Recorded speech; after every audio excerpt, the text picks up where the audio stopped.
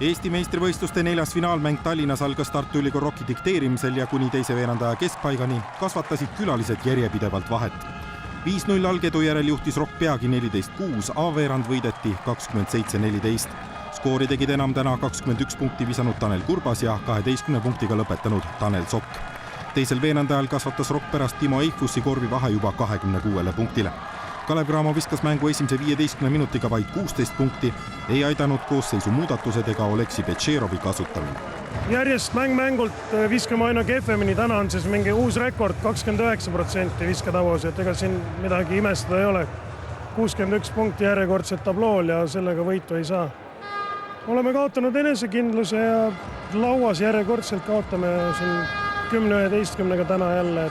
Kalev Cramo üritas avapoolaja lõpus ja kolmanda veerandajaga jõuliselt mängu tagasi tulla peamiselt Armas Keele ja Kalevile täna parimale 21 punkti toonud Keith Bensoni korvidest. Kalev sai vahe korra 9, aga viimast veerandit alustati ikkagi Rocki 64-49 eduseisus. Ja vahe ei tahtnudki enam väheneda, Rock võitles hingestatult ja võitis 77-61, asudes finaalseeriat juhtima mängudega 3-1. Tartu meeskonnal on võimalik kindlustada meistritiitel reedel kodus.